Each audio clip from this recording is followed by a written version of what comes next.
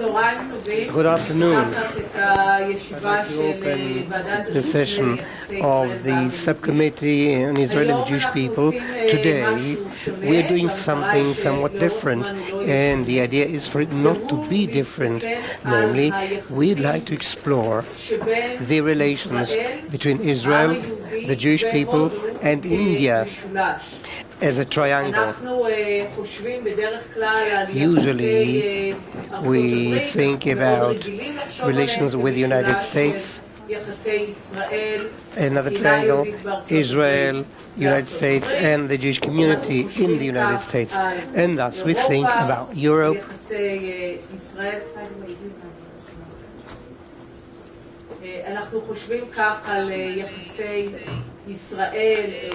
relations Israel, Europe, Jewish community, Jewish history in Europe and contemporary Europe, and now trying to look at future and the ascending superpowers India and China, the special importance to explore things in a modus of a triangle, Israel, the Jewish people, and India. Obviously, the question of the Jewish community in India is not that important, but rather how the Jewish people at large, North America, Europe, or elsewhere, can actually help in endorsing relations between India and the State of Israel. And I believe that this is a very important opportunity, and it's vitally important not to miss it.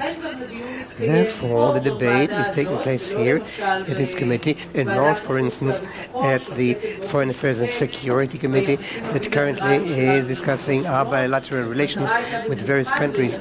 The idea was actually to specify India as an ascending superpower with a special importance to the way the Jewish people is conceived in the State of Israel as an expression of a certain national aspect of the Jewish people. And therefore, I wanted to have this debate today. In particular, I'd like to thank the Ambassador of India to Israel, who made a special endeavor, Mr. Nafti Zasana, to be here with us. I wholeheartedly thank you, sir. He will introduce things, and then we'll see a presentation prepared by the Institute of the Planning of the Strategy of the Jewish Planning people, introducing their perception. And later on, we'll also have reactions on the part of government ministries, and finally an open debate. Very much for joining us here today. I was just briefly saying that when we talk about our foreign relations with the U.S., with Europe, we're always used to thinking of them as in some ways as triangular or trilateral relationships that include the Jewish people, the Jewish communities, and that as we look to the future, as we look to India, we believe that the Jewish people more broadly, not just in Israel, can play a very important role in making sure that these relations are much stronger. So the floor is yours, and thank you very much. Thank you very much indeed, and Dr. Wilf, for this invitation to come and meet this committee and to talk on issues related to India, Israel, Jewish people. I must say that when I look around this table, I feel less and less compelled to talk in detail, because everybody here seems to know India and the bilateral relations, and the history and the present, and possibly even the future better than me. But I will try. To put down some basic ideas and basic points which govern our relationship today, and in the sense which also go back a long time. So it's not just today. It's not we are talking of this year, marking the 20th anniversary of full diplomatic relations between India and Israel, and we have had several events already. We have had very significant visits from the Indian government. Our foreign minister has been here. The second cabinet minister, Mr. Kamalnath, head of the Urban Development Ministry, he has been here, and it's all happened within 2 months. And a huge other amount of activities taking place, in which we go into some detail.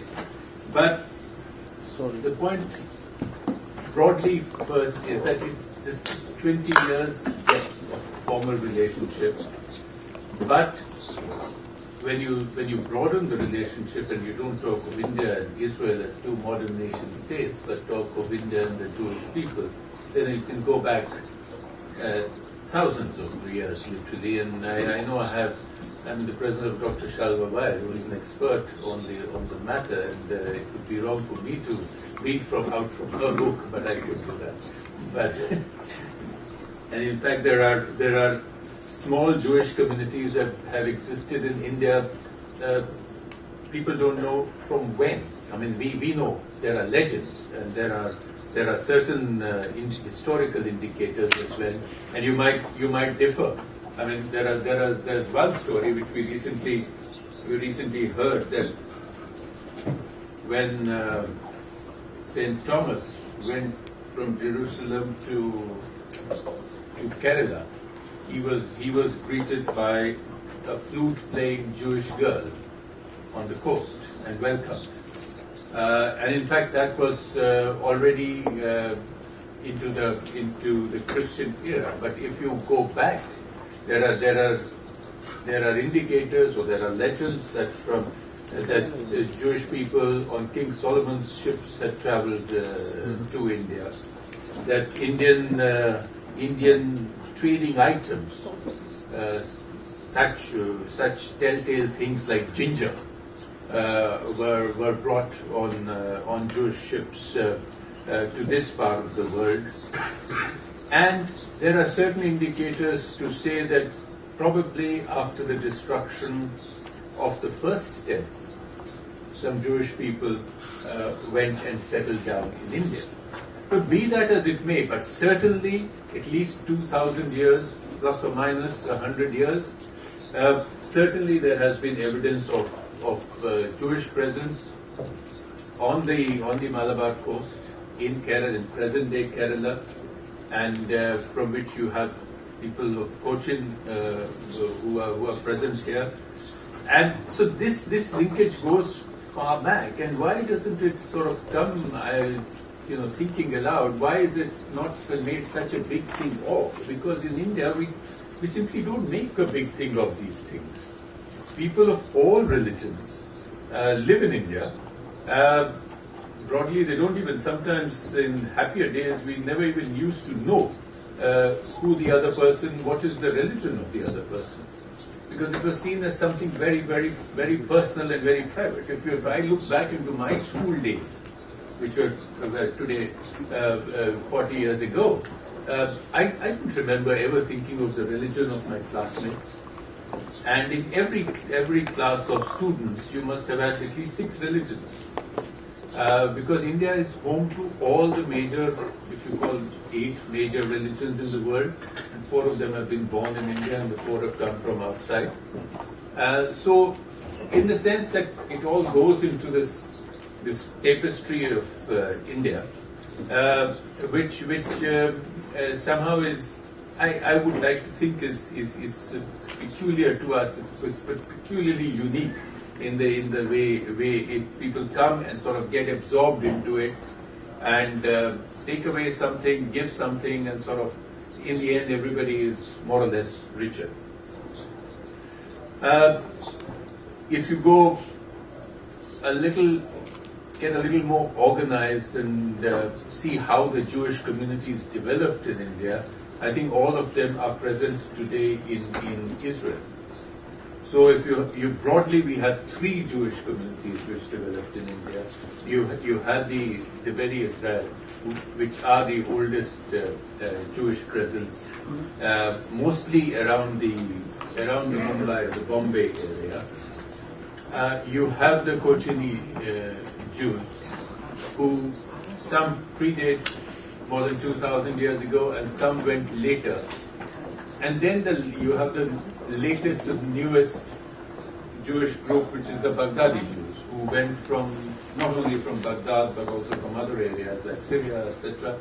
And they went about 200 years ago and mostly went to Mumbai and Calcutta, or Kolkata as we call it now. And many of them since also left. So these communities are the broad three communities, and I'm very happy to say that in the 70,000 people of Jewish origin from India that you have in Israel today, half of whom are sitting here. All these three communities are reflected, and I may be chancing my arm, but now when I see them here, I would like to say that they present a very unique part in the people who have performed Aliyah to Israel. Because I think they would stand by me and say that they came here of their own choice. They came here because they wanted to come here, because they wanted to be part of Israel, they wanted to be here for religious reasons, or for economic opportunities, or for nation building zeal. But I don't think they came here because somebody wanted them to get out of India. And I think that is a very important point, which we are very proud of. And the other thing which we are very proud of is that this community, or these several sub-communities of Indian Jewish people in Israel, have all maintained their cultural links with the home country. So, I have gone and eaten Maharashtrian food in Ramle and Ashdod, and I have gone and eaten Cochin food in a lovely little cafe in a restaurant, in a cafe in Nevatim. And who knows, maybe in the future I'll be eating miso food somewhere in Israel. So these communities are here. They are very much part of Israel's composite culture today, but they are also carrying within themselves, in their dress, which you see, in their food, in their language, in their literature, which they try to promote here also, a lot of the culture that they bring from India, which is again gets enmeshed in the personalities who come up.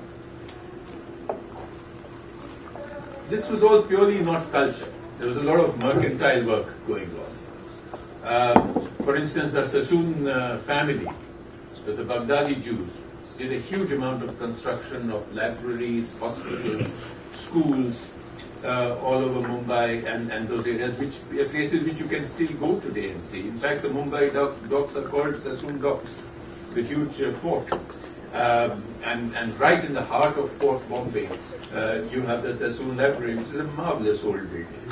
You have synagogues in many places, including the famous Pardesi synagogue, the foreigner synagogue in Cochin, part of which I see replicated in the Israel Museum here. And they also, in recent centuries, a lot of activity was undertaken by the Jewish people in several specific fields. For instance, the field of education. There were some very famous, well-known educators from the Jewish community. There were people who were very good writers from the Jewish community. In fact, not to go too far back, but in living memory, we have had one of India's most accomplished poets in English. His name was Nissim Ezekiel. And he was, of course, Jewish, but he's probably the most well-known Indian poet in English in the last 100 years. Not to mention that you had a very famous Jewish cricket empire. So you have Mr. Rubin, and anybody who dealt with cricket in India becomes an icon instantly, even the umpires. We've had many famous Jewish personalities in our armed forces. Most famous being General J.F.R. Jacob, who was very closely linked with the liberation of Bangladesh in 1971. And even today maintains very close links with Israel. He visited us about 2 years ago. And in fact, I think his military uniform hangs in the museum in Latrun. We also had a very senior admiral, Admiral Sampson, and we had a general, General Sampson, who presumably were related to each other, but who, no, maybe not. Perhaps they played a very critical role in certain key areas of military development. So the point I'm trying to make is that this link is not new. And this link is very, very close. So when you're talking of working this link towards strengthening actual bilateral relations, I think you are already on very good ground. For instance, one of the links which has helped the India-Israeli relationship move so fast is the presence of this large Indian community here. And since I am on this subject, to also say that we are working very closely in exchanging views, discussions with Jewish organizations, for instance, in the United States. We have, I think our ambassador in the United States usually attends the APAC meeting, which is next week. Similarly, I think there has been similar interaction recently, or it's going to happen this very week in the UK. Now we have Dr. Adato, so I have even less to say. The rest she will tell you. דוקטור אדטו יושבת ראש אגודת הידידות הפרלמנטרית ישראל-הודו, אני מאוד שמחה על כך שיצא להצטרף אלינו היום. תודה רבה. So we see that these organizations are quite active. For instance, the AJC brings to Israel. Yes, the AJC brings to Israel every year several groups of people who are either from India or are Indians of Americans of Indian origin. So they bring journalists, they brought Indian origin academics from the US, and they brought other groups, and we sort of assist them wherever we can in terms of providing our point of view, and we believe that all this exchange of views definitely plays a very important role in increasing mutual understanding, in removing doubts which we may have about certain aspects, in providing clarifications, in broadly in helping understand where the other side is coming from. That having been said, if you permit, Dr. Wilf, may I say a few words on the actual bilateral relationship? Again, in these 20 years, I think this relationship has moved really by leaps and bounds in many areas which are critical for both countries. Particularly, I would like to single out, just begin with the area of agriculture. I think a lot of the Indian community that came here went to work in the moshavs in various places. India is fundamentally an agricultural country, even though today we are known much more for our services. But the fact remains that still about 60% of our people rely on agriculture for their livelihood. And if India has to really leave behind the shackles of poverty, it has to get out of the low productivity zone in agriculture. Our country, which even today has about 7% overall growth, only has about 3% growth when we come to agriculture. So we have really looked at Israel as a source of extremely important agricultural techniques, technology, and Israel has responded. The agricultural cooperation has grown to the extent that what was covering 3 states in the last 3 years is now going to cover 7 of our states. And each of these states has different demands, different requirements, different conditions for agriculture. When I say agriculture, I also mean water. One state may have less water, it is a desert. I've even met the delegations here in Israel who come from Assam, who come from Cherrapunji, which is the wettest place on earth. And their problem is they have too much water. So they don't know how to handle it. So they are looking for water management technologies We are looking at desalination. We are looking at wastewater treatment. So agriculture and water are something which are very close, and these make direct impact on the well-being of the people. That's been one area. Trade has progressed. We have famously say that from 200 million we've crossed 5.5 billion. And the amount of diamonds that India and Israel exchange will make any lady happy. There's lots of them. Sometimes we feel that the trade is a bit too skewed in terms of diamonds, but we're not complaining. We'd like it to get more diversified, more value added, and which I think is the direction we are going in when we are negotiating the free trade agreement between the two countries. We already started about a year and some months ago the first round of negotiations. We've done 3 rounds. All sorts of targets have been set when the agreement will be completed. I'd like to believe in the most ambitious target, but these things are done when they are done. But as long as they are done well, we will have definitely an expansion both in the volume of trade as well as in the quality of trade.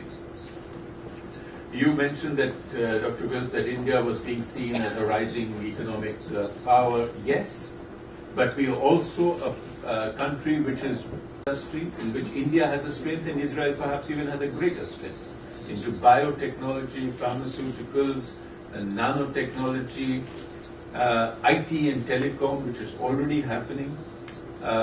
We need to modernize our infrastructure because as we very often people compare us to China and Chinese infrastructure. I don't think it's a fair comparison in the sense because we have had growth and now we are catching up with the past. Other countries sometimes have built their infrastructure and then have grown, but we are still trying to bring up the rest of our infrastructure to steam, to keep up with our growth, to keep up with our growth targets, to keep up with the industrial expansion. So we need about $1 trillion of investment from within India and from abroad in the next 5 years purely in infrastructure. We are an energy-hungry country. Israel is fast on its way to becoming a provider of energy, and we certainly would like to be part of this process of exploring the possibilities of cooperation in Israel's gas. We are looking forward at working together on infrastructure on projects. Recently, an Indian company and an Israeli company have joined hands and won the bid to build a massive container port in Gujarat, which will be the first of its kind in the sense and the first kind in cooperation.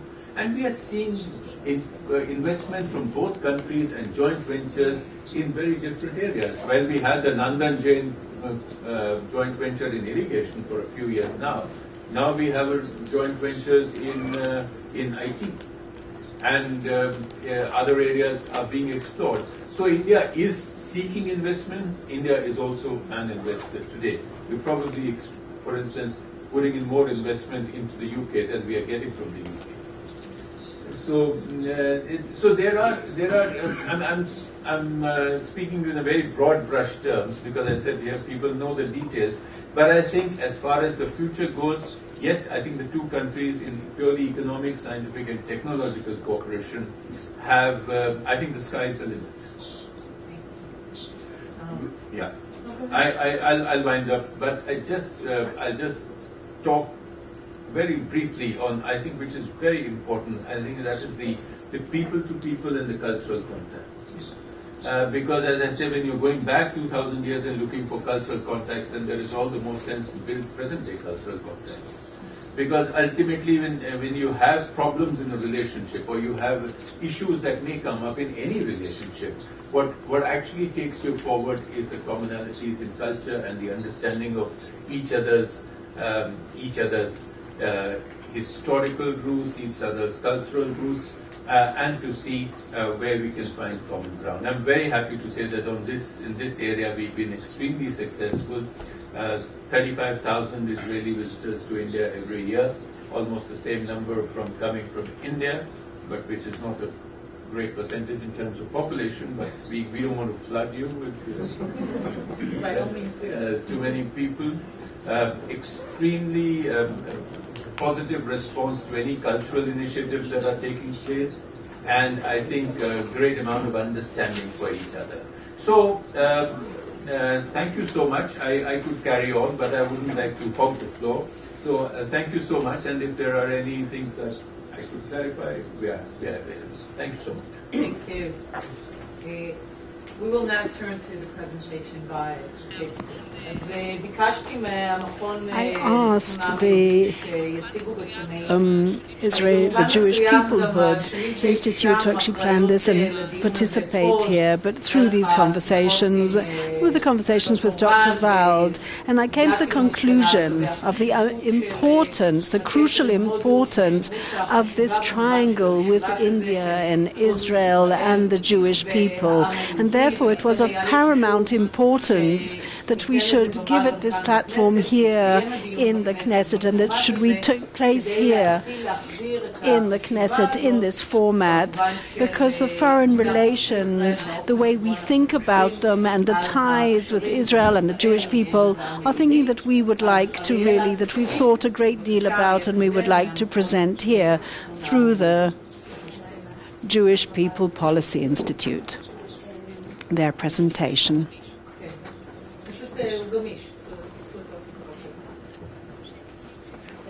So, as His Excellency the Ambassador mentioned, in 2012 it's going to be the 20th year since we've forged full relations and diplomatic ties with India, and the cooperation has burgeoned and blossomed in many areas, especially in agriculture, water, internal security as well, space, just a few. I'm not enumerating all of them. So therefore, this bilateral relationship we're talking about is $5.5 billion, which I believe could even reach $15 billion if we have that free trade agreement signed. So Israel is a supplier, and in security issues, in defense issues. But at the same time, the strength of these ties are not expressed enough on the statesmanship level, on the political level, we feel. On a diplomatic level, we do not feel that there were not many, not sort of sufficient visits, perhaps since those years, or of a president or prime minister from India. And we feel that if really that India is now a rising superpower, undoubtedly it ought to have and develop a kind of dialogue with senior Israeli statesmen as well, vis-a-vis topics on issues also that there are controversies about. Therefore, I don't want to go into the nitty-gritty and all the details, because this is the Peoplehood Committee, but I think that would be more suited for the Committee on Foreign Affairs. But hopefully through this year will be a significant opportunity to really grapple and contend with these opportunities and to strengthen the ties between Israel and India and the Jewish people and India. And so in this discussion today, I'm going to focus on this triangular relationship between Israel, India, and the Jewish people, and discuss issues wherein the Jewish diaspora can perhaps contribute to the strengthening of this triangle between India, Israel, and the Jewish people. And I'd like to explain the importance of Asia, and most specifically India, to the Jewish people. Now, why Asia? The policy of the Jewish world in the 20th century focused most exclusively, really, on India and Europe, while ignoring Asia. Now the time has come to adopt a new approach. Since the beginning of the 90s, we have witnessed a significant change in the balance of powers. We've seen starting off perhaps in China, and it moved towards India. And this trend will turn these two countries into central global superpowers in less than a generation. And therefore, Israel and the Jewish people have to adopt a completely different vision from the point of view of their ties with China and India. And it is true that both China and India were not positioned by perhaps when we're talking about the various actual religions. And what she is trying to say is that there were no prejudices against our religion, and completely clean of any anti-Semitism throughout the generations in India, which is something that really should be mentioned here. And as I did mention, the basic reason for the importance of India to Israel and the Jewish people is this emerging importance in the international arena. But no less important is this presence in the Mediterranean, in the Middle East, which is as more and more is its presence is sensed. And one of these areas is energy. For example, 2/3 of the import of oil is from the Middle East. Now, it's very important to see, for example, also the emigration of workers to the Middle East. We've got 4 million Indian people who work in the Gulf states, for example, and they send on average $30 million per annum back to India. So this is extremely important if we're talking about their safety. Is also extremely a fateful issue to the Indians, that they have to preserve their safety as well. So it is also important to say that we would like to see when this true impact and importance of India will be sensed more and more. How can we actually, to a certain degree, perhaps mold the development of these issues as a Jewish people and Israel? Now, an issue of importance as well, that India can also be an asset to the Jewish people in our struggle against the delegitimization which is ongoing, because India is definitely not a partner in this trend to try and delegitimize us, and therefore they could play a very important role in order to try and neutralize this effort to delegitimize Israel and the Jewish people. Now, I would also wish to look at the role of the Jewish people in these efforts to intensify the relationship with India. Now, first of all, when you're trying to intensify these ties and strengthen these ties, it is very important to remember that this is not directly connected to the size of the community of Jewish people in India. It's actually a very small community now.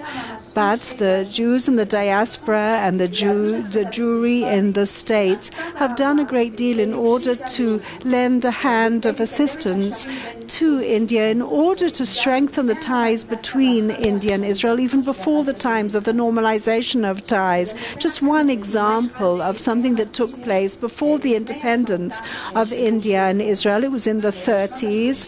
A number of Jewish leading intellectuals, we're talking about Magnus, Bieber, and Greenberg most specifically, they wrote to Mahatma Gandhi to try and persuade him to explain what the aspirations for the Jews were in Palestine. And recently, I think from the beginning, in the middle of the 80s, the involvement of the American Jewry in the wielding of pressure on the Indian government to create and formalize these ties was tremendous. But Israel's lobby in the United States has an impact on the decision-making process in Washington, and we thought that this would not only help in creating the ties, but this would actually strengthen Israel's ties, but it would also position it in a better way in the way America actually looked at Israel, and therefore the lobby was working very hard, and their position was extremely important. They were trying to also push towards the strengthening of ties with India and a recognition of mutual interests between Israel, India, and the United States. Various lobbies and various support groups in America and Indian such support groups are very close to each other, and this collaboration, this bilateral one, has made immense accomplishments vis-à-vis foreign policy and other internal issues. For example, the Jewish lobby in the United States helped with the sale of the Falcon to India, and also played a role in the signing of the nuclear agreement between India and the United States, which really symbolized a tremendous sort of step that was taken upwards in those ties and the strengthening of those ties between India and the United States as well. Now, if we now look at the Indian diaspora and their impact, as they are spread around the world, there are so many shared and interest and mutual interests. It is the second diaspora in size, the second largest diaspora after China that do live abroad. And as I mentioned, they've got 4 million Indians that live in the Gulf states. There are also other significant communities in the Western world as well, especially in those countries wherein there are also significant Jewish communities. So, for example, you can see on this table that in the United States, wherein there you have the Jewish, the second greatest community in size, I mean, that is after Israel, you've also got you have also a very large Indian community in Canada, also in Great Britain, in South Africa, and in Australia. So there are 320, I think, million, is it, in the United States, and they are extremely they are academics, they are people who are very connected and with similar, not only of their desire for political clout, although they may be in minorities, and that is the Jewish population, the Jewish communities, and the Indian populations. The family is very important. Studies and academic studies and intellectualism is also very important to them. Now, in Great Britain, for example, the Indian and the Jewish communities, both of them face shared challenges of discrimination and in the campuses, tremendous efforts that have been wielded against them of sort of trying to push them into corners and discriminating against them. Now, on issues of foreign affairs, for example, in foreign policy, the issue that we see between the two communities in the United States is their fight and their stand, which is a challenge both in India and Israel against terror and other such issues in the United States. And both of them have stood very strongly against these issues there. And now, just for a moment, look at the potential between in the ties between India and Israel vis-à-vis the diaspora. India has looked at the importance of its ties with the diaspora. In the year 2004, it created an office or a ministry that deals specifically on the development and the problems of Indian people of Indian origin living in the diaspora. In other words, they have actually used many mechanisms in order to strengthen these ties, and India can use its the rich experience of Israel and the Jewish diaspora as a model in various domains. In fact, in the report that the Indian government published in 2001, it was written that the contribution of the Jewish diaspora to Israel were a tremendous lesson of importance to India. there are three main domains of interest wherein India can use the extensive experience of the Jewish diaspora as sort of to learn from. First of all, how does one actually mobilize political clout? For example, in the United States and Great Britain, on issues that are of tremendous importance to India. For example, AIPAC, the Jewish organization, was in fact a model that the India actually did model. The Indian diaspora modeled itself. In other words, tactics that were used and various steps that were taken.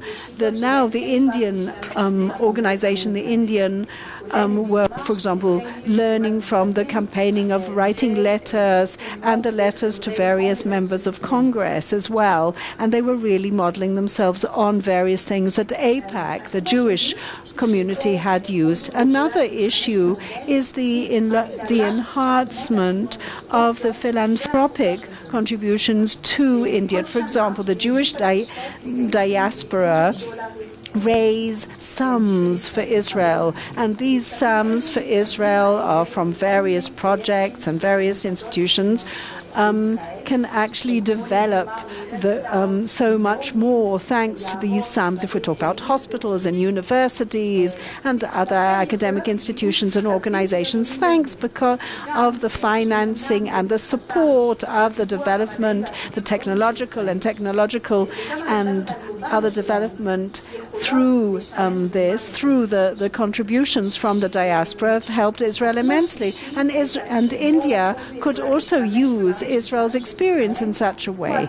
Another way is perhaps looking at the ties between the Jewish diaspora and Israel. Perhaps they could do the same in India. They could look at it as a kind of model and see how in India too they could actually strengthen the ties between their younger generations. For example, there was a No India program that was actually created that is very similar to the Israeli birthright, the Jewish birthright program, and that was something that the Indian government have actually been using, and they've been sort of basing themselves on Israel's experience in that.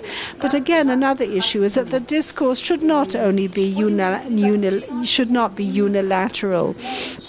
There are so many challenges that they face, the Jewish diaspora. For example, one that really stands out the most is this assimilation phenomenon and the loss of the Jewish identity, or in this case, the Indian identity as well. So therefore, this is also a mutual challenge. Or, for example, the intermarriage, or to a certain degree, a kind of distancing from their country of origin. In other words, what I'm trying to say, that India and Israel, just as their diasporas too, can perhaps deliberate these issues and learn from each other and exchange views and learn truly from each other how one can contend with these specific phenomena that are troubling both the Israeli government, the Israeli people, and the Indian people. Now, a few issues of recommendations, of sort of more general recommendations. The first one is that Israel, just as other Jewish communities in the diaspora, it is incumbent upon them to find various sort of an affinity and various coalitions in other countries as well, especially countries where there is an influential Jewish community like Canada, South Africa, United Kingdom. So very often the Jewish community realizes that, and the Israel government should award much greater importance to the Jews from Indian origin that live in Israel, and they should award them higher positions and enhance this community. For example, the Indian culture and the various local dialects and languages. These could be immensely important, and this could also help in enhancing our ties, I believe, with India. I think that the strength, the clout of the ties, the defense sort of ties between India and Israel have not been expressed enough, and Israel and India's ties seem to be somewhat restricted because of various constraints on the Indian part. And we found that in various spheres, some Jewish organizations could be sort of unofficial channels on various sensitive political issues, or other organizations. They could also be unofficial channels for the creating of ties with parts of the leadership or parts of the population in India. And so the government of Israel and sometimes it's very difficult for them. They find sort of problems and obstacles along the way. Perhaps people are more suspicious if they're not completely hostile to Israel, and they sort of as if object to Jewish organizations' involvement and to Israeli organizations. Those who actually are working and active in India should collaborate and should cooperate more rather than distancing themselves. They should actually try and cooperate more, because they try, instead of just, they should perhaps present positive achievements in Israel, especially in economic issues, in science and technology, rather than trying to change the public opinion in their favor vis-à-vis the Palestinian and Israeli conflict. In other words, they should really stress those other issues perhaps more. We also suggest that we should mobilize some kind of forum that should discuss these issues and philanthropic issues with Israeli, Indian representatives and representatives from the Jewish diaspora and the Indian diaspora. These fora could take place once a year, either in India or in Israel or in a country where there are significantly sized Jewish or Indian diasporas. And now, in brief, a few recommendations vis-à-vis the specific policy, that there should be some kind of triangular forum between scientists and technological people, especially vis-à-vis issues of energy. They ought to support the Jewish organizations and the Israeli organizations that are trying to help India in order to meet the needs of their population. And on the cultural level, we must understand that we ought to strengthen the Hebrew studies in India, which are not strong whatsoever. There ought to be an academic institute, either in Mumbai or in Delhi, that will develop, for example, Jewish issues, and will be able to learn from them, Jewish cultural events as well. There ought to be academic exchanges of scholars and students between India, Israel, and the Indian Jewish diasporas worldwide. And now I would like to conclude with a quotation from David Ben-Gurion, he was a man of vision. He already said in the 50s that our ties with the continent of Asia on economic, political, and cultural levels will definitely determine our destiny and our international status more than any other factor. Thank you very much. So thank you very much, Ariel, for your survey and for those concrete ideas. Dr. Adato, the floor is yours. Thank you very much.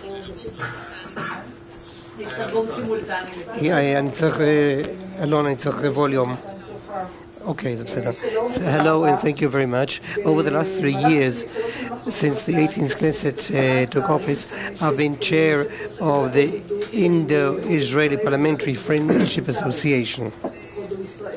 And by virtue of my capacity, the main mission is to foster interparliamentary relations, personal relations between Israeli and Indian Parliament. I have to point out that during these years, certain delegations of parliamentarians from the coalition, from the opposition arrived in Israel, ministers, and most of them were here on their first visit, and no doubt that the exposure of the State of Israel to people for whom Israel was very, very minimal until then, is one of the more important targets and more meaningful targets in this relationship.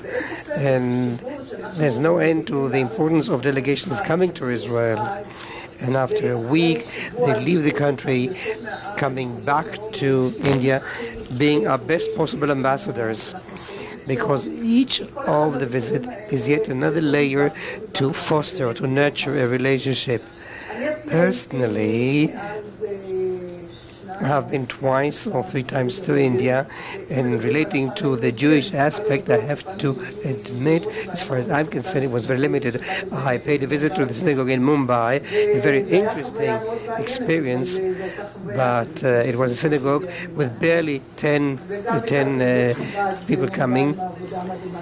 And I also met the Chabad organization, but no other Jewish links as far as India is concerned. But through these 3 years, Judaism, Jewish community, diaspora have never been part of our agenda. Our outlook was a developing relationship with a very significant, important country, and at the background, we constantly have the Foreign Office as the endorsement to any item within the relationship. Aspect that we have been emphasizing so far, where will be raised here, namely diplomatic relations and economic relations, with the variety, as also mentioned by the ambassador. They are developed and promoted security, infrastructure, agriculture. And truth be told, I try to think also after Abigail took the floor, how, as a parliamentarian or chair of the Friendship Association, can actually take the issue, which is actually the core of our meeting here, the trilateral link, Israel Jewish community, India. I don't really know. I listened to every word of yours, Abigail, and I don't really know. I don't really have a solution off my cuff. How we can leverage or promote, how can I do it as a parliamentarian? But surely it is a very worthy and different point of view to which I've been exposed. I said, I must confess that the Jewish aspect that has to do with the community in India and the former Indians in Israel as a community have never been a central factor or element in the relationship the way I've been exposed to them recently. And I'm always very happy to learn something new, very happy and willing to cooperate. And Ruthie, also, I believe that if the Foreign Office concurs, we shall be delighted to cooperate wherever possible and whenever possible. Thank you very much. Obviously, we shall continue debate until 4, but I promised the ambassador, who was very generous time-wise and actually consented to receive our invitation, and he said that he would have to leave by 3. תודה רבה על הזמן שלך. אנחנו נוכל לקדם את המשולש היחסים הזה בעתיד, ואני מאחל לך נסיעה טובה מאוד לקהיר. תודה רבה.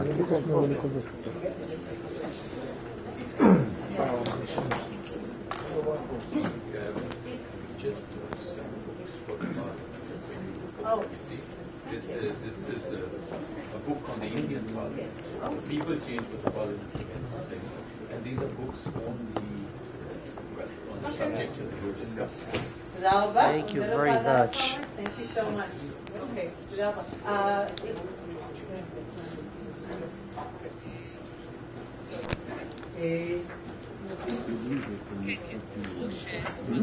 כן, כן, בפירוש משרד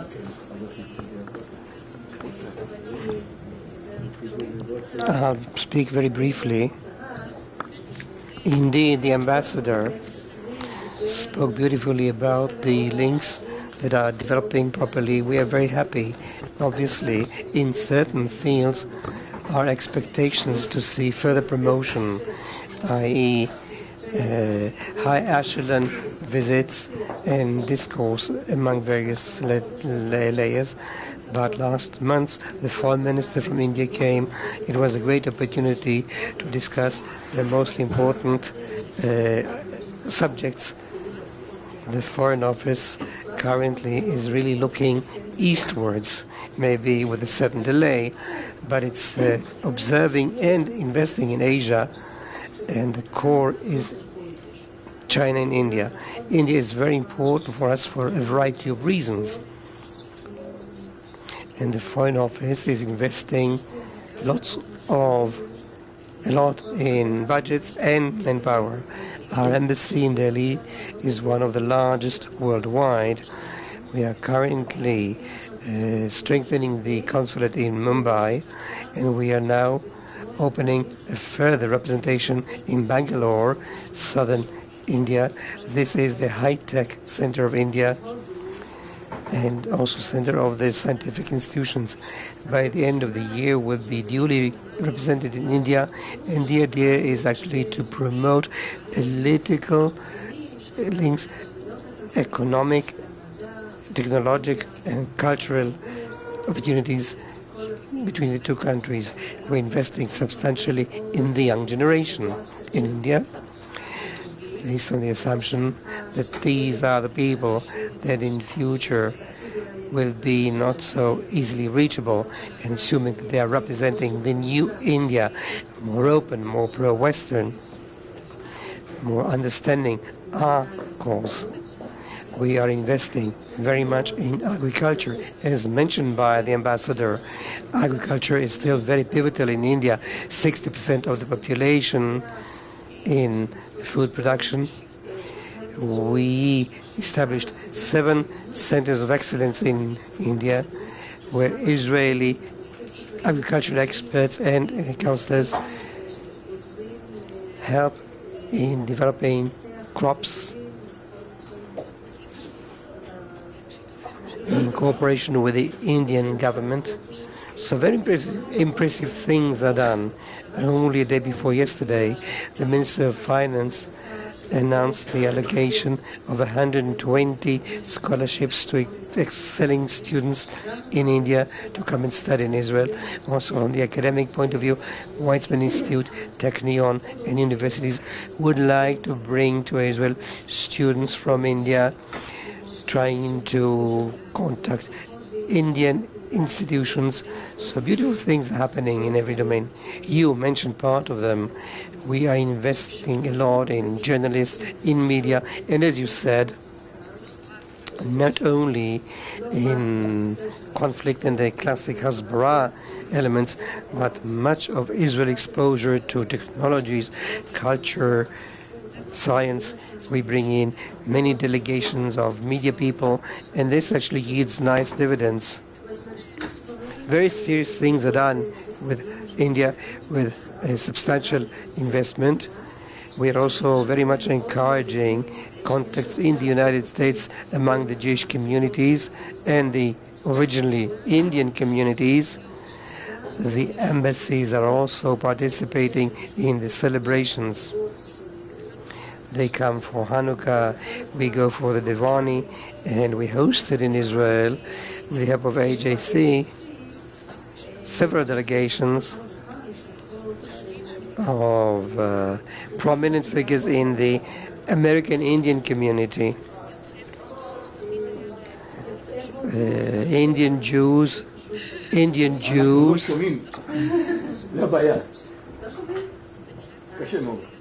I'm saying that Indian Jews in Israel have always had and should always have a very important role. I would like to make a brief comment. Don't worry. Don't worry. Everybody will be given the floor. Thank you very much, Ruthie, from the Foreign Office. Before giving the list of speakers, I would like the American Jewish Committee and the Israel Project to tell us a bit about the work that they're doing in India. I believe that it is a very important example to that triangle that we would like to further establish, namely Jewish American organizations working in India for the benefit of targets, strengthening this trilateral link. Maybe you could tell us? I can tell you briefly, because I'm less involved, I can tell you that AJCI is the first Jewish organization to establish an office in India. We are working on Indo-Israeli relations and American Jewry relations with India. And beyond the importance, we see the impact on the links between the Indian American community, very developing and growing in the United States, and the American Jewish community.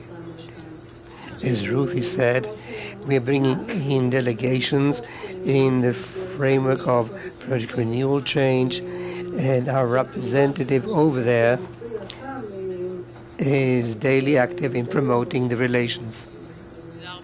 I rest my case. I was exposed to the work of the American Jewish community, the delegations here and there, and I believe that you were actually the pioneers, you were the first, and you actually set the road for Jewish organizations who are willing to assist the links. Mark, could you spare a few words? אני מקס לוגן מישראל פרויקט. אנחנו עושים משהו קצת שונה לעומת ארגונים אחרים. אנחנו מתמקדים בהודו. אנחנו עושים ממש קשר בין אנשים. פרויקט ישראל ממוקד בתקשורת, אבל לגבי המצב בהודו אנחנו לא מתמקדים אך ורק בתקשורת, אם כי זה רכיב חשוב. אנו למעשה נותנים חסות למרצים ויזמים במומחים של ביטחון העורף. אני לאחרונה שמעתי דיונים בנושאים שונים. אנו מזהים לבנות קשרים בין אנשים וארגונים פה ובהודו, כי זה בעצם מהות הדברים שיכתיבו את מערכת היחסים. ברור שיש צורך באינטראקציה בין אנשים, וברמה האקדמית, גם ברמה האקדמית וברמה הממשלתית, תוך דיון על יעדים משותפים, כדי לראות מה יכול כל צד להשלים את השני כדי להשיג את היעדים. אחד הדברים שעשינו לאחרונה, בשבועות האחרונים, בפעם הראשונה, התקשורת ההודית השתמשה במקור ישראלי למידע בדלי. כאן לא מדובר אך ורק בעיתונאים הודים, אלא גם עיתונאים זרים בהודו שיכולים לשמוע מן המקור הזה מה עמדתה של ישראל, מה מצב הקהילה היהודית, מה מצב הקהילה היהודית הכלל עולמית, וזה היה משאב טוב מאוד, כי קודם לכן לא היה מקור כזה או מקור אישי כזה למידע. רוב התקשורת ההודית מסתמכת על AP, על רויטרס, כדי לקבל את החדשות, ולכן יש כאן ערך מוסף. בפעם הראשונה יכלו באמת לחלק מספר ולהיות בקשר ישיר עם משרד החוץ ואנשים בישראל ולקבל את המסר, מה שנקרא מפי האתון. יש לנו דובר בשגרירות בדלי, אדם נהדר, דיוויד הוא מדהים, נכון? אין ויכוח על כך. אני לא מזלזל בכבודו של דיוויד קופפאב, שהוא משאב יקר מאוד לכולם, עיתון עובדים בשיתוף פעולה הדוק. אבל זה שונה אם רוצים להתקשר מישהו שלא קשור ישירות לממשלה בישראל. וזה נפלא שיכולים למצוא את הקשר הישיר הזה. זה נותן פרספקטיבה רחבה יותר מבלי לפגוע בכבודו של אף אחד. I'd like to emphasize, Ruthie, I know that sometimes things are creating frictions or rivalries if we're trying to work together. I'm saying, don't introduce it as if it has never been. No, the idea was to speak about a source not via the embassy or an official source. In many cases, we take the opportunity to work with Jewish organizations so that these should not always be the official channels. Now people who wanted to have the floor. Dr. Shalva Weil, among the founders of the Indo-Israeli Friendship Association.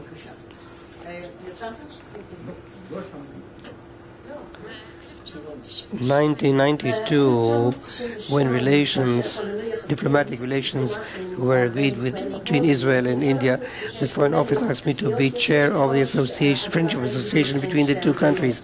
I agreed, and I had a committee with representatives of all Jewish communities in Israel, of Indian extraction, and some India aficionados. We've acted for about 60 to 70 years until the establishment of the current Friendship Association, and have now the honor to be a member of the current contemporary association. India has always been supportive of Israel and Jews, particularly Jews.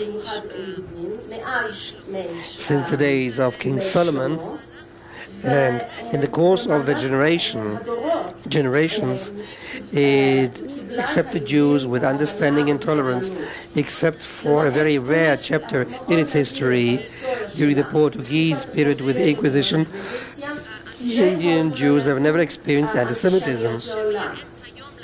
And whoever suggests to establish an institute for Judaism, for the Hebrew language, you must understand that at the Bombay University, Hebrew was taught in the 19th century before establishing courses for Hebrew at Oxford and Cambridge in England. So India is a pioneer in this field. It was a pioneer, and the study is still there.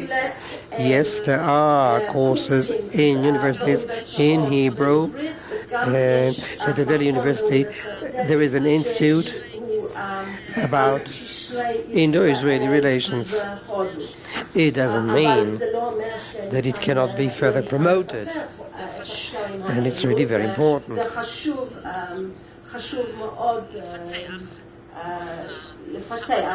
to nurture mutual understanding and mutual study. So far, or to date, I felt isolated, lonely in the field, and I would like really to commend, I don't know who are the initiators, but I'd like to commend you for convening this meeting. Since 1971, I've been acting on my own, writing on my own, all alone. I've never had one single penny in support for my publications regarding Indian Jews, who currently are 80 academic articles and 3 well-known books, including The Heritage of Indian Jewry, that you can see in the 3rd edition.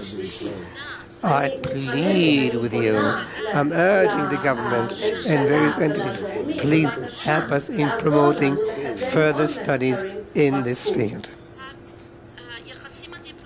Diplomatic relations were established in 1992, but non-diplomatic or formal diplomatic relations had existed with the Indian people as of 1948. For some odd reasons, diplomatic relations weren't established, but the Indian people was supporting the State of Israel until recently. And so far, no speaker bothered to mention what has been happening over the last months in the context of the Indo-Israeli relations, so I'll do it. I met with the Indian Foreign Minister, Mr. Krishna. He was very friendly. I was with some colleagues. We met him in a hotel in Tel Aviv. We were very glad to meet him, and he was very happy because of the economic exchange with Israel. He went back to India and said that he was actually supporting Iran. We have to look around, and we actually have to be rather vigilant. A second incident that is more personally relating to me, and I have to mention it here, is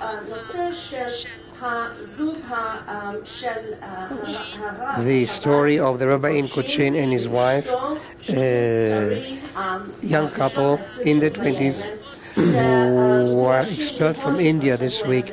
They have 6 days to leave India. This couple, Chabad emissaries, came upon the invitation of the Cochin community to serve the community, and the leader, Mr. Samuel Levy, passed away a year ago. The Chabadniks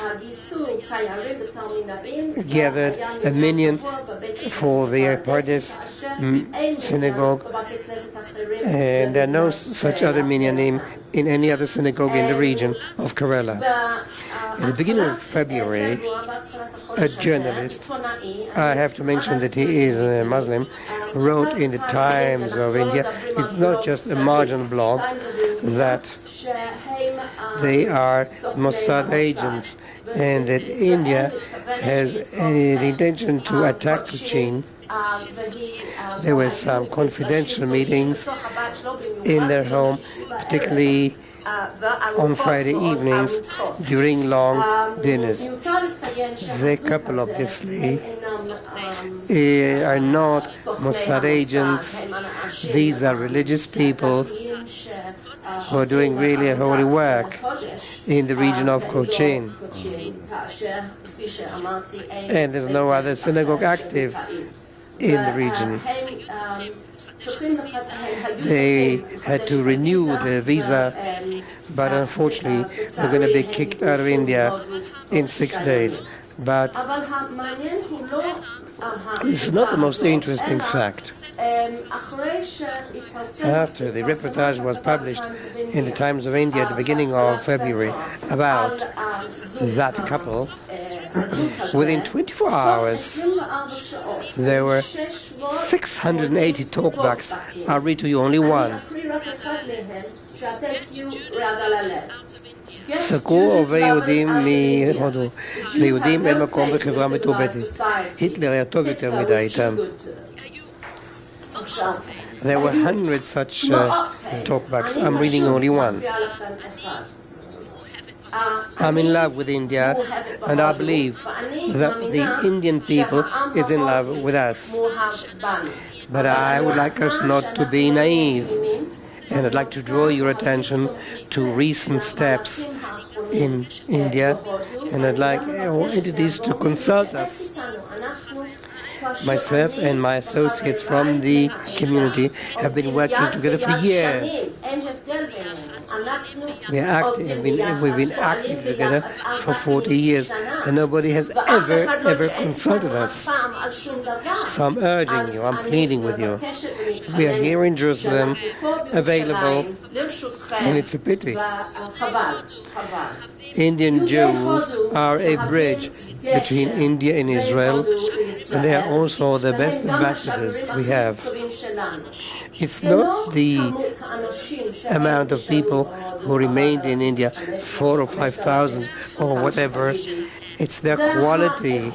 And in an era of globalization, these are the transnational ties. Contacts between countries are very important in the era of globalization. You spoke about diaspora, and you should understand that these ties are really intercontinental. In conclusion, Indian Jews contributed substantially to India, as I mentioned it in my book, but they are also contributing quite a lot to the state of Israel. Even in the era of multiculturalism, we did not appreciate them sufficiently during the first years of the state. But today, in an era of multiculturalism, we must really appreciate them much more. Thank you very much. Noach Meseil, President of the National Association of Indian Jews in Israel.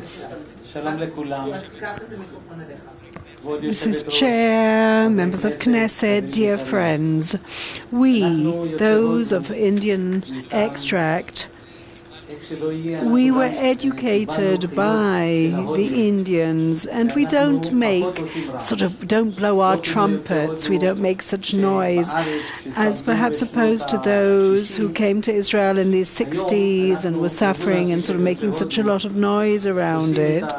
We do things very quietly. That is our character. So we published a book about the rights and of immigrants, and we said it was in all the languages, but it was not in Indian, because there's so many people in India who don't understand English or Hebrew.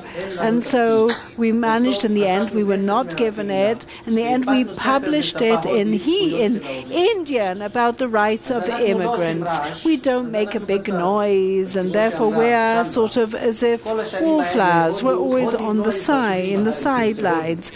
But the moment there are ties with India, suddenly they remembered that we also exist. Don't forget, we started immigrating in 1948, but we always worked quietly and did things very quietly. And now the ties between India and Israel, as they exist today, we have contributed amazingly to that.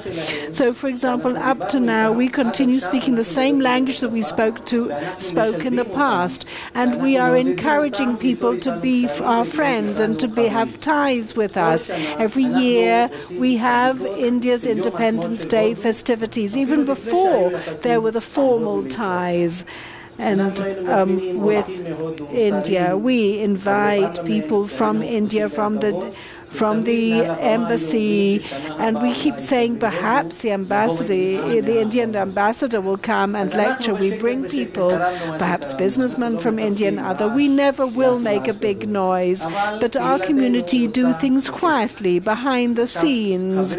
We're only 5,000 Jewish people in the community in India, but these 5,000, we know about assimilation, we know about all the problems, but we have endeavored that they should be in touch with us. And just as there's an exchange of youngsters who come and visit, so blessed be his name that they have remained in a good sort of condition there, and those who have not actually enjoyed such good conditions, then we try and help them, and we try to really enhance the ties with the Indian government as well. We have various articles and a little brochure, a little magazine that we publish there in India, that we distribute there in the Marathi language, so that the government and the people in India will be aware of us. And we always, by the way, just salute Israel, just compliment Israel. We are happy here, and we always say it. So therefore, in brief, I would like to say it's very important that we have such ties between Israel and India, but we have to enhance them and compliment, but we have to pay attention to the community that has remained there in India. And there are two associations in the United States that do this and enhance these ties and help them. And so every year when we do celebrate our ties and India's Independence Day, you're all invited next year when we do it as well. That yes, those entities that are active and have actually acted in this field, it is very important that they should develop opportunities for collaboration and that they should work with each other and cooperate, because it's very important that Jews and Indians here, there, and in the States, this is perhaps a way that we could possibly try and take advantage of those opportunities that were mentioned here. The chairman of the Friends Association between India and Israel. Chairman, Your Honor, the floor is yours. What I wanted to do was to propose a number of unique issues. Now, what would have happened had India been established 5 years before it was established? Well, indeed, in 1957, 47, Gandhi condemned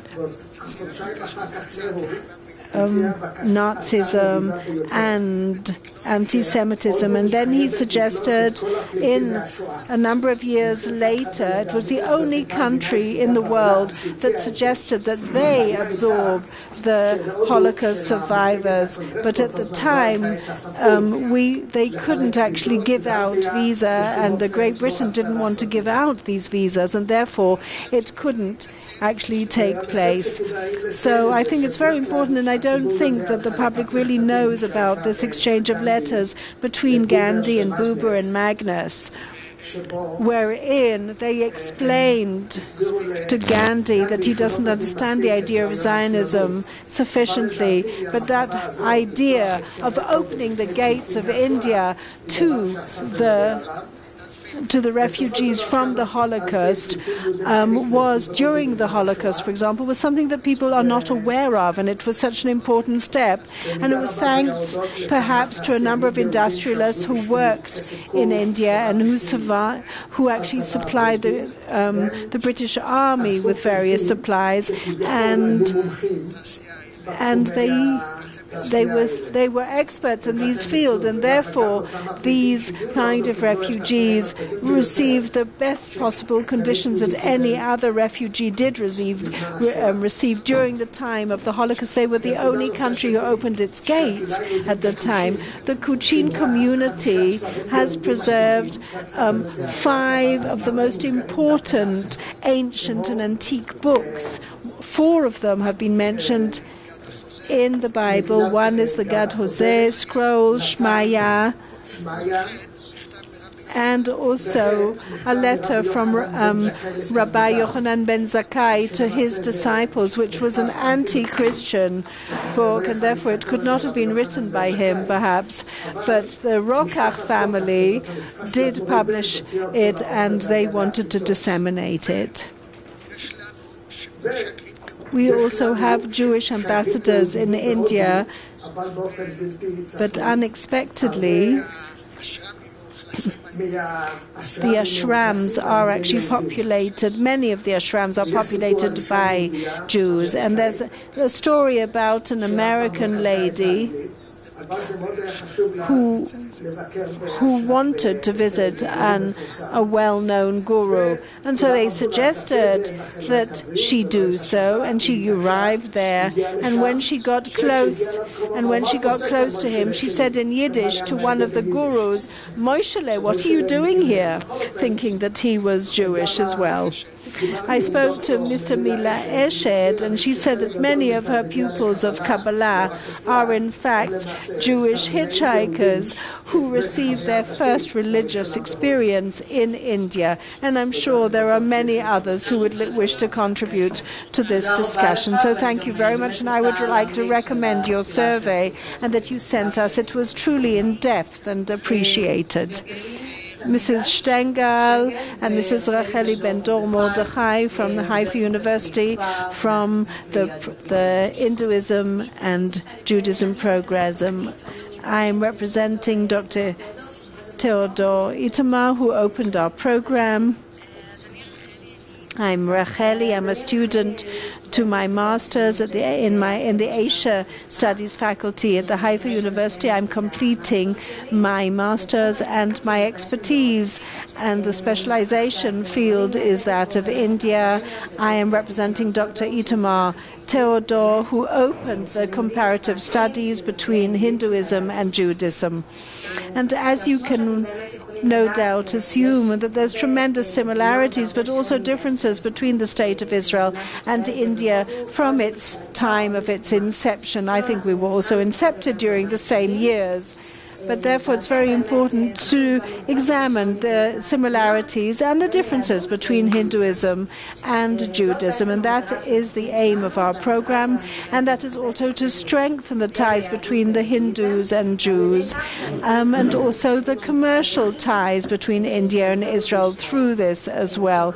Most of the contributors to this program are from the outside. They're from India, they're Indian contributors. And we have received contributions from them, and that only through that can we continue existing.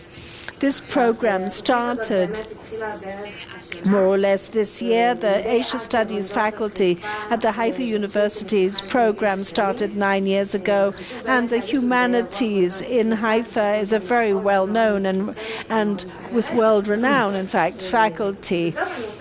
And I'd just like to tell you a little bit about our expertise. We have our symbol of the Jewish people and of the symbol, which I'm sure you're all familiar with, and that's the Haifa University symbol or emblem, and also of the Religious World Council, who is our sponsor, and that is under the auspices of the United Nations. But we also, in addition to say that we also are under the auspices of other financial institutions who have contributed to us. And now a little bit sort of in a nutshell about our comparative program.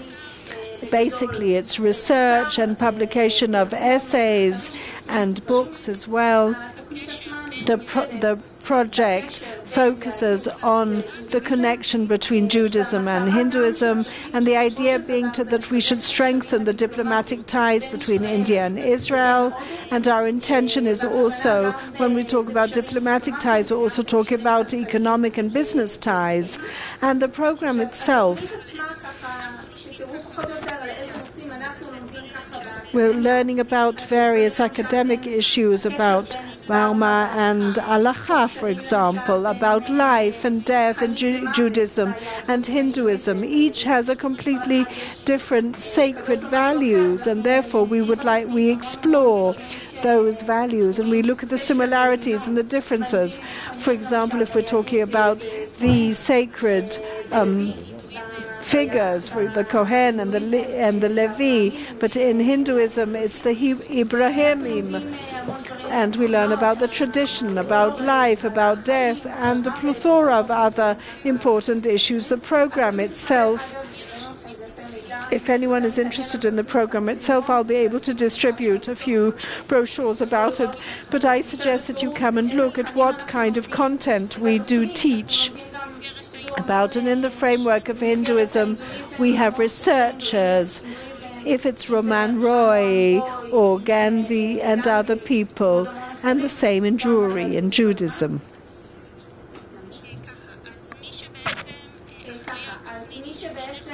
The two researchers who are responsible, both doctorates at the Haifa University, Dr. Itamar Teodor, they're responsible for our program. He's a graduate and the alumni of Oxford University, where he specialized in theology, and he learned comparative research there. And Itamar Teodor, he published the book, which was written by Agita, that's the Indian Bible, and he translated it into English. By the way, it was publicized quite widely in the United States about a month ago. And the second researcher is Dr. Yossi Hyatt, who is a graduate of Yale University in the United States.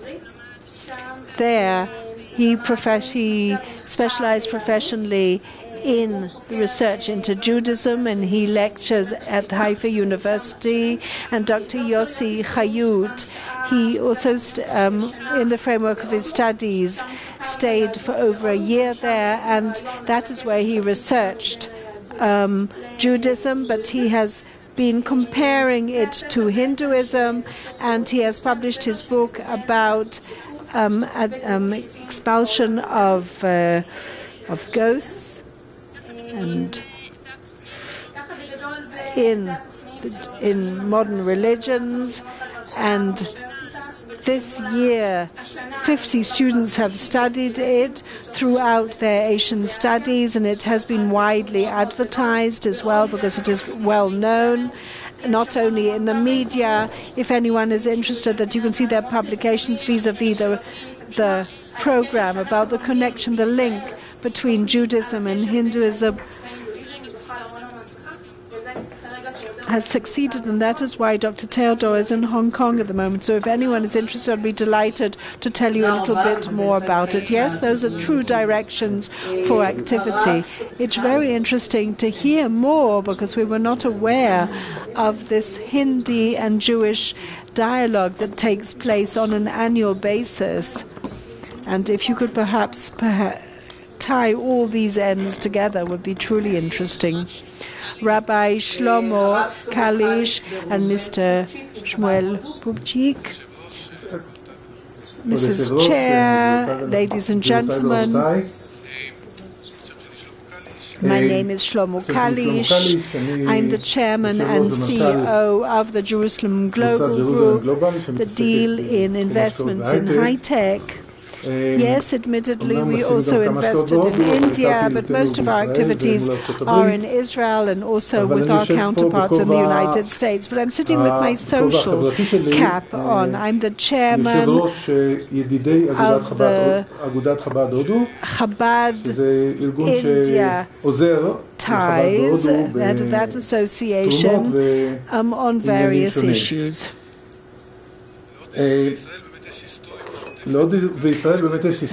We have a mutual history which goes back many years, and His Excellency the Ambassador mentioned it, but perhaps some new points that people are not fully aware of, and that is that 3,700 years ago, during the time of Abraham, our forefather, you all know that Isaac, his son, was the head, was the father of the Jewish religion, and there was also Ishmael, who was the father of the Muslim religion. But he also had other sons, perhaps less famous ones. But before he passed away, he gave them gifts and sent them to Eretz Kedem, to the east. And one of those who have interpreted it have said that those were Ahabraminim. In other words, they came from Abraham. And that perhaps is the Kogan Sect, Kohanim sect, Ibrahim, which is an interesting connection. It's sad that the ambassador has already left, but I will send him his talk, my talk.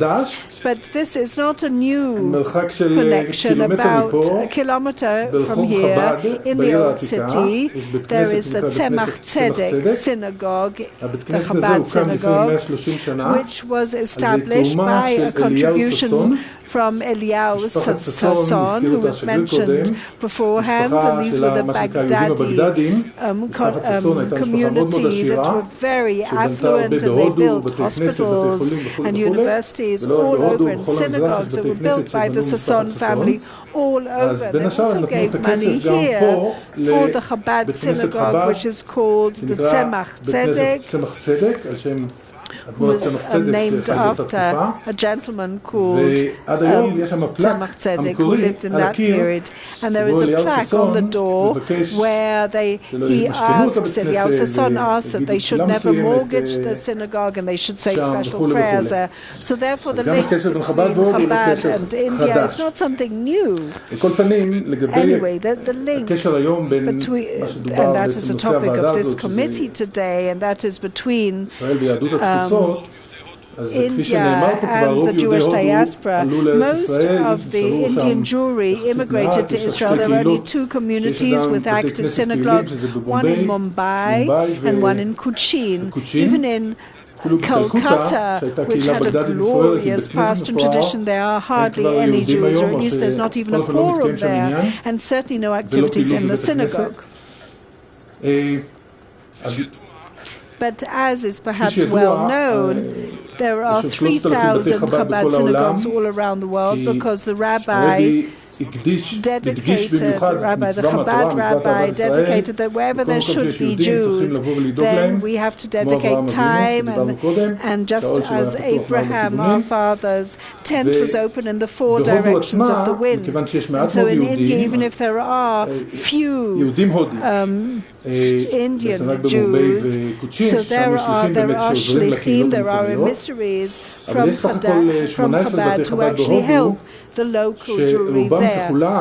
but they help and they look after the community, which is the biggest community in India, because there are 50,000 Israelis that tour India every year. And of course, for Israel, we're talking the order of magnitude of a very large number. But of course, for India, it's actually a lot as well. There was a gentleman who traveled by taxi in India, and the taxi driver asked how many Israelis are there Israelis are there? And the gentleman said 7 million. He said, no, I'm not talking about 7 million in India. I'm talking about in Israel how many there are. In other words, there's a tremendous presence of Israelis that is very apparent in India.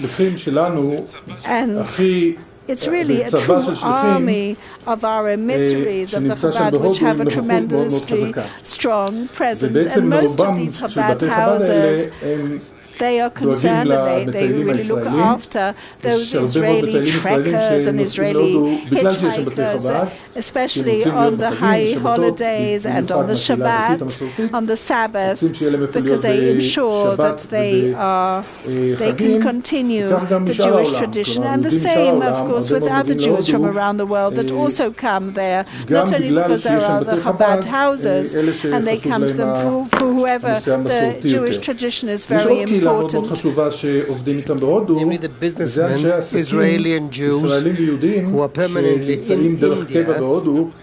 There are many Israelis working currently in India for companies like Amdex in Pune, in Mumbai, in Bangalore, and the community naturally needs religious services for circumcision ceremonies, bar mitzvah ceremonies, and the largest community of traveling Israelis, as I said, are doing holy work by helping people in trouble, by rescuing Israelis, by preventing Israelis from getting entangled in a variety of mishaps, drugs and so on. And obviously also, as it was said by a few speakers, in India,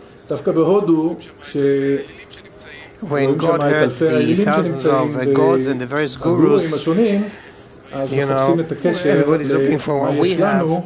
And I know many personal stories of people who actually reached the major gurus, who were told by the gurus, you promise to go back home where you can find the original. So in conclusion, so those Chabad emissaries are in contact with all entities in India, and you can use our contact with every element in order to enhance ties with the various Jewish communities in India and the Indians, generally speaking. Thank you very much.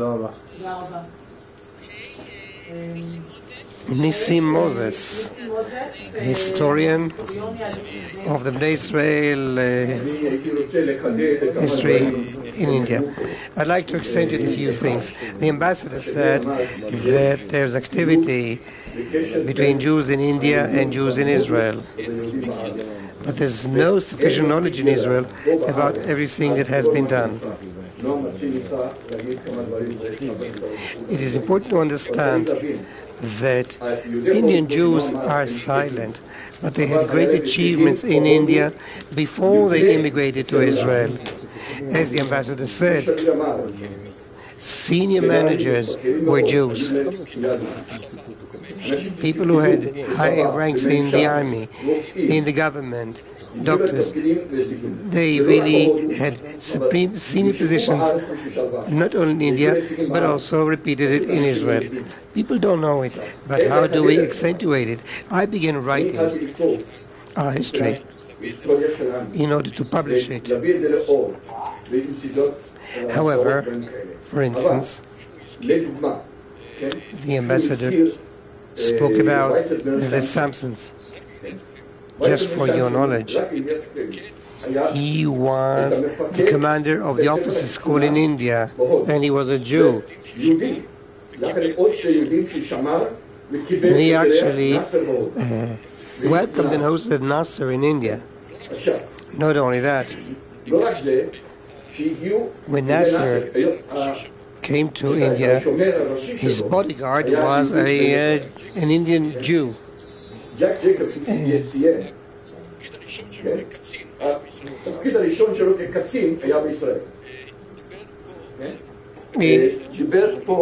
Sasson synagogue in Jerusalem was mentioned. You all have visited Rachel's tomb. There's a well with a plaque with the inscription that it was donated by the Bnei Israel community in India in 1865, I believe. There were visits of officers during their service in Israel. And I'm speaking about senior officers. We're speaking about the Hebrew language. There were Jewish communities worldwide, but no community ever accomplished recognition of the Hebrew as a second official language in the country. Hebrew was revived and taught in India as of 1830.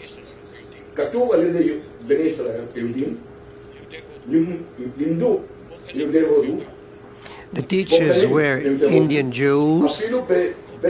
Even in Christian college, there was a chair for Hebrew studies in Bombay as of 1870, and it was closed in 1998 because of lack of students, and it was said it should be revived. No community worldwide has ever managed such an accomplishment. We started reviving Hebrew 65 years before the establishment of the State of Israel, a community that counted no more than 10,000 people. So these are our achievements. I was sent to India when nobody wanted to go there in 1993. I traveled to India. I actually founded the first delegation of the aircraft industry. I actually started with this. And I brought back $450,000 in signed contracts. And today we're speaking in terms of billions. I did the first joint venture.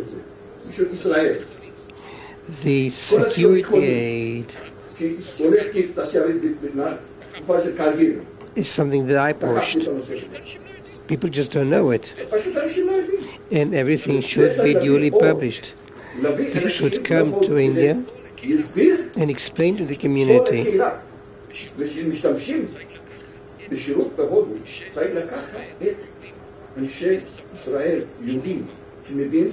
So you have to understand that it's a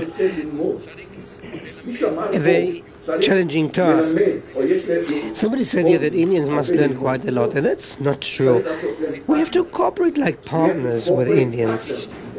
We don't have to teach the Indians. I went to India, I partnered with them, and they welcomed me. If we try to teach them, no way out. Thank you very much. Yossi Hyatt, he is the chairman of the Cochin Olim Association. I was born in Cochin, and I came with my parents in 1954 when I was 8 years old. I remember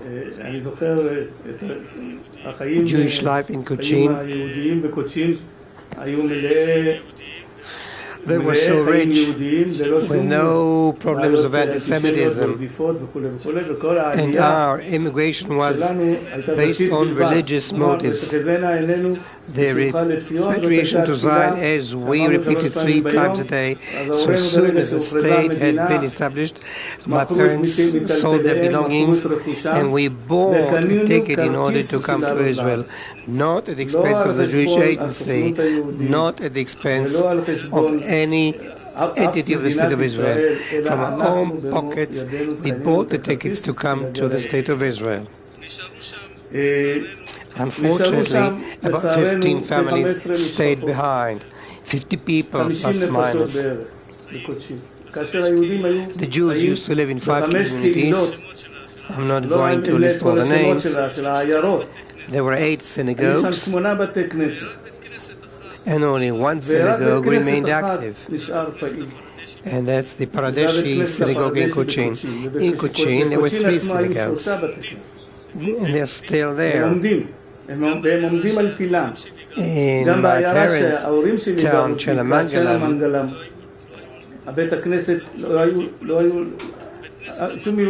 so it still had a synagogue that was gradually disintegrating. The Jews left, and here I'd like to commend India and the state of Kerala, who decided to renovate the synagogue and all other synagogues.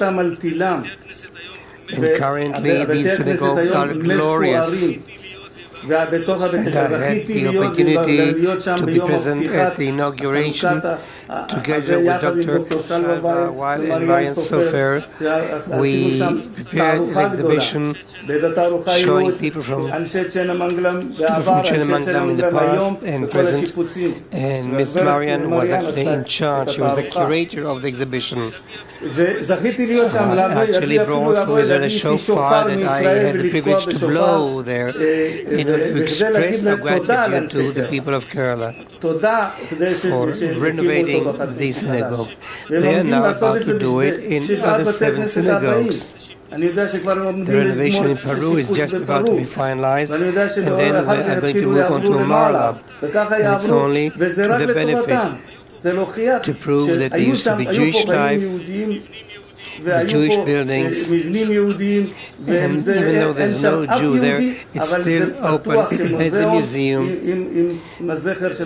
in memory of our forefathers. And unfortunately, as Shava said, the only community remaining, and unfortunately the leader just passed away a few months ago. But since then, they have been without the spiritual leader, no prayers, no kosher food, nothing. So, a couple from Chabad, we were so happy to see these people coming to help them. And they actually reorganized and reshaped the community, providing kosher food. Every Saturday, 15 families meet and unite for various celebrations and ceremonies. And here we now hear that the visa apparently is not meeting the criteria for whatever category. There was a certain mistake in granting them a visa. This is a good reason to expel them and to decree this community to a fate where Jewish life will be completely disappearing. So please help. I can tell you, and Ruti is actually consenting, the Foreign Office is aware of the problem, they're trying to take care of it, and everybody's trying to find a solution. So I'd like to thank the committee and the chair and to everybody who is actually pitching in. It's a real good deed. We can't do much from here. If we could take our belongings, what shall we do?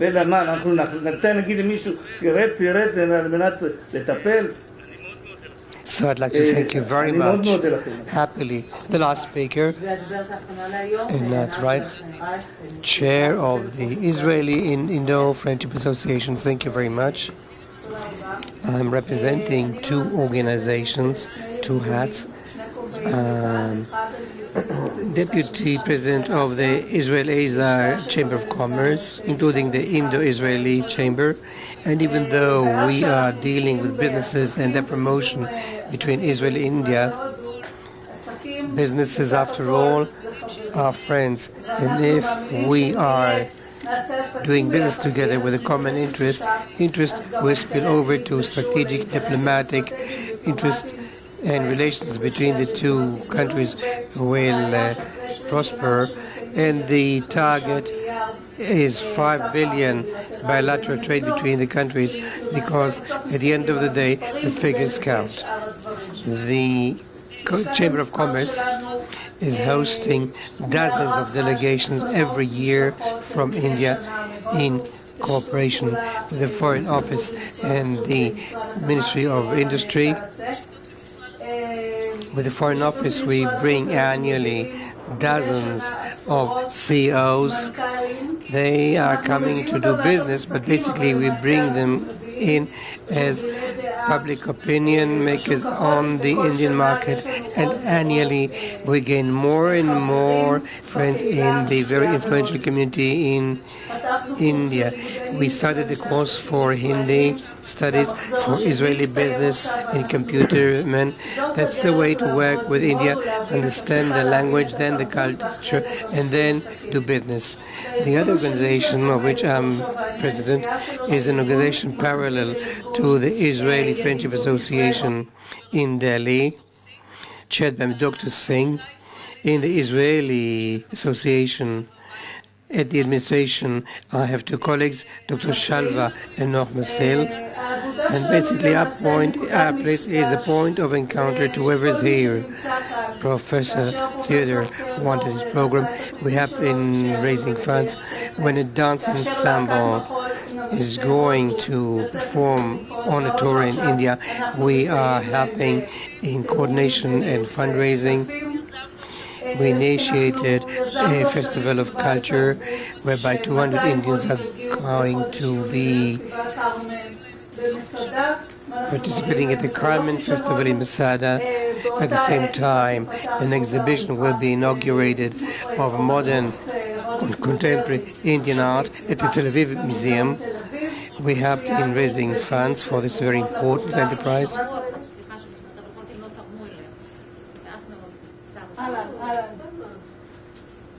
We cannot hear interjections without a microphone. I'm sorry. We are helping groups, obviously volunteers who are going to India via various charity organizations, spiritual organizations. Israelis and Jews from the diaspora go to India for various activities and a variety of other things. And I believe that, Ariela, you said cooperation among the organizations is giving us the strength, and there's always more space for further cooperation. Sitting around this table and getting to know each other is truly an opportunity, and I'm urging everybody to pitch in. I don't know whether student exchange was discussed. We have two examples of Indian students studying in Israel, and they are the vivid example of student exchange. Now, about academia in recent years, the vast majority of universities and colleges in Israel have opened courses for studies of businesses in India. Asian studies are prospering in Israel. The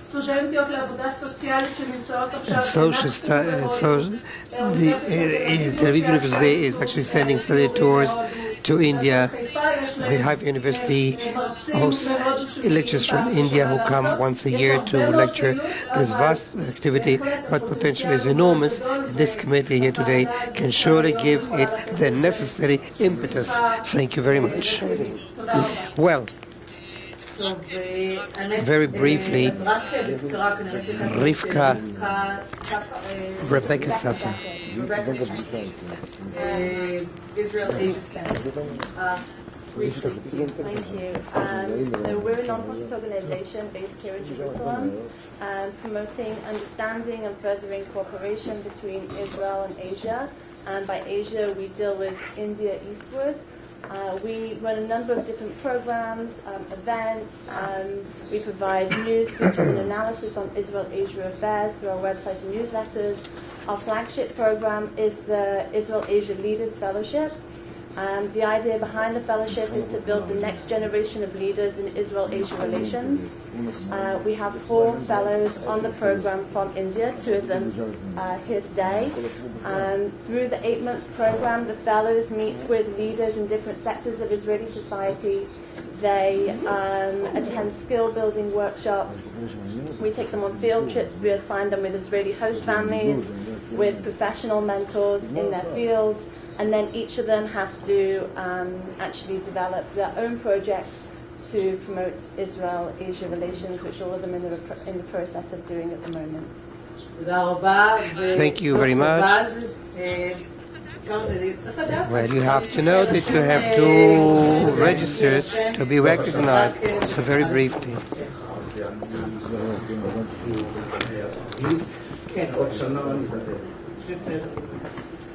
I wanted to come back to two comments which were made here.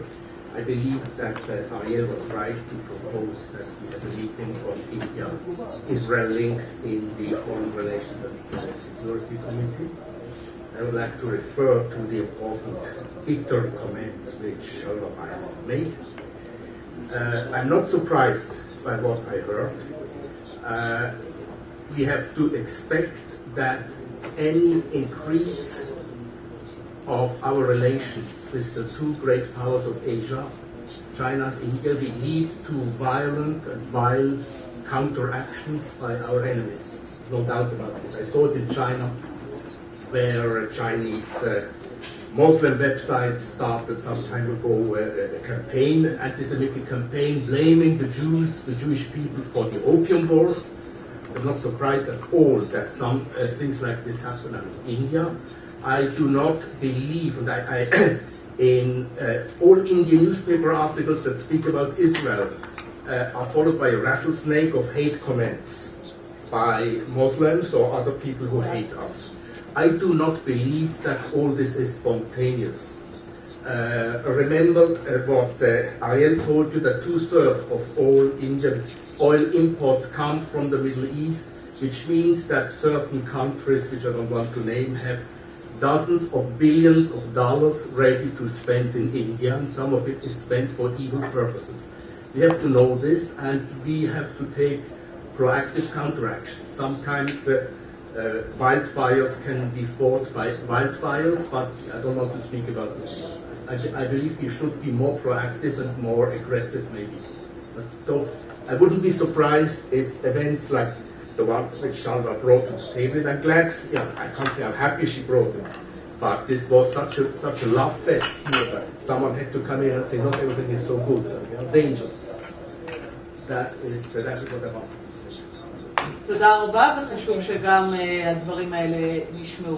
Thank you very much. These remarks are very important. Allow me to underscore that the discussion today and the meeting is the first of its kind at the Knesset. We have the Subcommittee of Foreign Affairs at the Foreign Affairs and Security Committee that occasionally is devoting itself to a region in the world, and usually the debates, I don't know why, are closed and confidential, reserved, and the possibility to have a debate as we had today with such a participation of so many entities, not the official ones in the State of Israel, is almost non-existent. Therefore, the possibility to discuss a certain kind of relations of Israel so openly is very rare. And generally speaking, this linkage in the triangle Israel, Jewish people, and another entity is basically leading us to the first discussion debate in Knesset Sui Generis. Obviously, we always discuss Jewish people, State of Israel, Jewish people, but this triangle has not yet been discussed, surely not by an open forum, and I see therein a very important, very great importance done with regard to India as part of our vision to the rest of the future. I'm happy for the opportunity you had to sit around this round table and to get to know each other, and maybe this meeting will generate some fruit, and I hope that every one of us will do everything possible in order to implement the recommendations given also by the ambassador, and I'd like to commend you for your work, the work you're doing in order to create this triangle, Israel, Jewish people, India, and for you who have been so persistent for dozens of years. Now you see that you're part of a broader circle that's growing and growing. I'd like to thank you all for your presence, for your contribution to the debate, and surely we shall continue to deal with it. So thank you all very, very much.